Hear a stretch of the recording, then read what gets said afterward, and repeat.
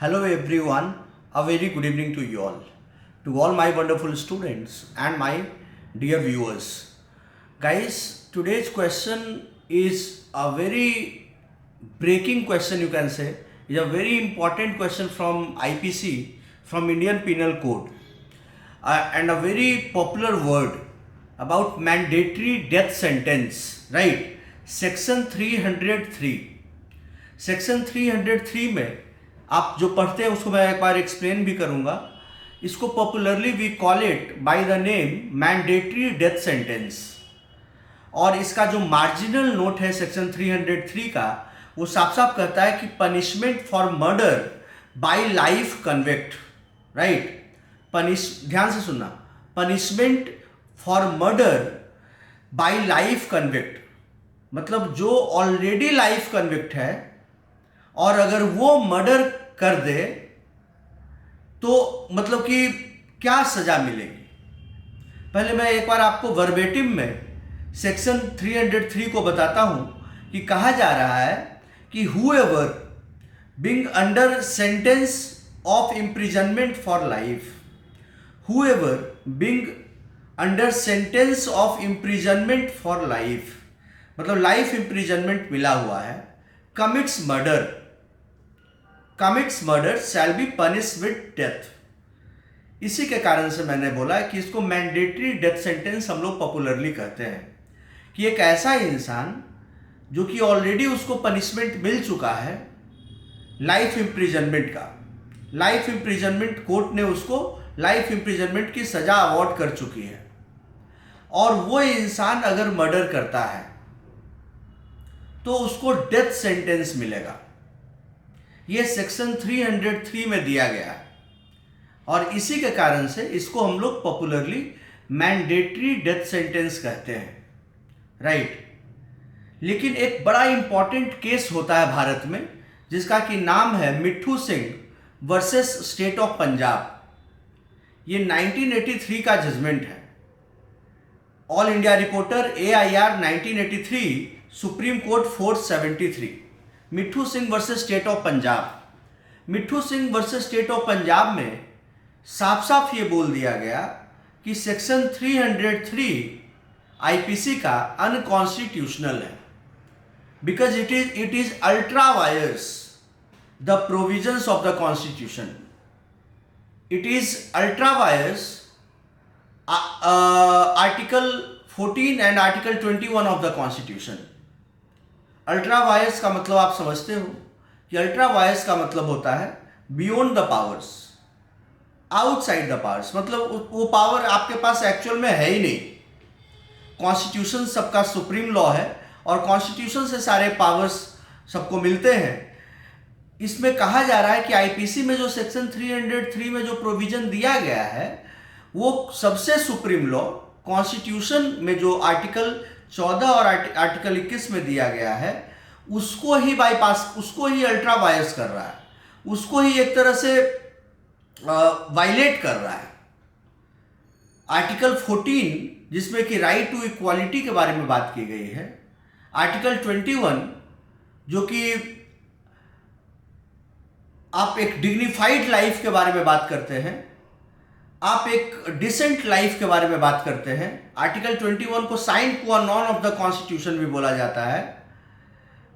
Personal liberty की बात की जाती है, एक डिग्निफाइड लाइफ की बात की जाती है। मुन्स वर्सेस इलियंस में अमेरिका के सुप्रीम कोर्ट ने भी बोला कि right to life does not mean an animals life, it includes right to live with full human dignity. तो आर्टिकल 21 को ये एक तरह से वायलेट कर रहा है और आर्टिकल 14 को भी वायलेट कर रहा है। आर्टिकल 14 में आप देखिए तो आर्टिकल 14 में राइट टू इक्वालिटी को दिया गया है, that the state shall not deny to any person equality before the law and equal protection of the law within the territory of India. ये आर्टिकल 14 में दिया गया है, सबको बराबरी का अधिकार दिया गया है। तो अगर आप किसी आदमी को ये कहते हो कि तुमको ऑलरेडी अगर सजा मिला हुआ है लाइफ इम्प्रिजनमेंट का, तो तुम अगर मर्डर करोगे तो तुमको सीधा डेथ मिल जाएगा, तो ये बराबरी के अधिकार की बात नहीं है। ये फिर आप बराबरी कहाँ कर रहे हो? आप तो उसके लिए एक अलग प्रोविजन बना दे रहे हो कि अगर तुमको लाइफ इम्प्रिजनमेंट पहले से मिला हुआ है और तुम मर्डर करोगे तो तुमको डेथ मिल जाएगा। तो बराबरी के अधिकार का हनन है। यहाँ पर इक्वल प्रोटेक्शन ऑफ लॉ नहीं हो रहा है, इक्वालिटी बिफोर द लॉ नहीं हो रहा है।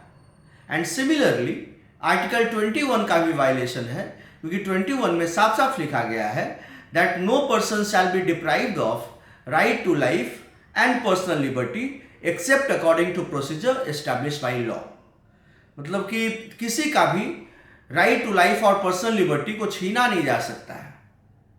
ठीक है, तो यहां पर तो छीना जा रहा है। ये एक अनरीजनेबल बात की जा रही है, एक आर्बिट्रेरी बात की जा रही है। तो अगर आर्बिट्रेरी बात होगी, अनरीजनेबल बात होगी, वेक्सियस बात होगी, अनजस्ट बात होगी, तो वो सारी चीजें अनकॉन्स्टिट्यूशनल है, फिर उसकी कोई वैल्यू ही नहीं बनती है। और जब वैल्यू नहीं बनेगी तो इस केस में देखो, मतलब कॉन्स्टिट्यूशन बेंच ने फैसला सुनाया और मिट्ठू Singh versus state of Punjab एक बड़ा ही लैंडमार्क केस है क्रिमिनल लॉ में।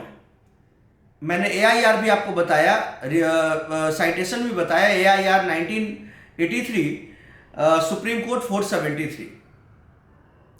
कॉन्स्टिट्यूशन बेंच का फैसला है कि section 303 is ultra vires the provisions of the constitution, ultra vires against the very essence of article 14 and article 41 of the constitution, right? तो mandatory death sentence की जो बात की जा रही है सेक्शन 303 में, धारा 303 में, वो बेमानी है, वो बेकार की बात है। बात समझ रहे हो? मैं फिर से रिपीट करता हूं कि सेक्शन 303 में क्या दिया गया जिसको अल्ट्रा वायर्स बोला गया, कि अगर कोई एक आदमी है जिसको ऑलरेडी लाइफ इम्प्रिजनमेंट का सजा मिल चुका है और फिर से वो मर्डर करता है, तो उसको आप डेथ मिलना चाहिए। सेक्शन 303 ये कह रहा है, राइट? सेक्शन 303 कह रहा है कि उसको डेथ मिलना चाहिए। लेकिन मिट्ठू सिंह का जजमेंट में सुप्रीम कोर्ट ने कहा कि ये अल्ट्रा वायर्स है, प्रोविजंस ऑफ द कॉन्स्टिट्यूशन, ये कॉन्स्टिट्यूशन के खिलाफ है, राइट? मतलब कि सेक्शन 303 की कोई वैल्यू नहीं है। आई होप कि आपको ये इस वीडियो में काफ़ी अच्छे तरीके से ये कॉन्सेप्ट समझ में आ गया होगा, राइट? इसी तरह के रेलेवेंट कंटेंट के लिए आप कोई भी अगर लॉ में कोई भी किसी भी तरह की दिक्कत हो तो आप हमें मैसेज करिए और उस पर वीडियो हम लोग बनाएंगे और आपके डाउट्स को क्लियर करेंगे काफ़ी सिंपल लैंग्वेज में। मेरा एक ही इंटेंशन है कि लॉ आप लोगों को एकदम आसान लैंग्वेज में बताया जाए ताकि आपको आपका इंटरेस्ट लॉ में बना रहे। Thank you everyone.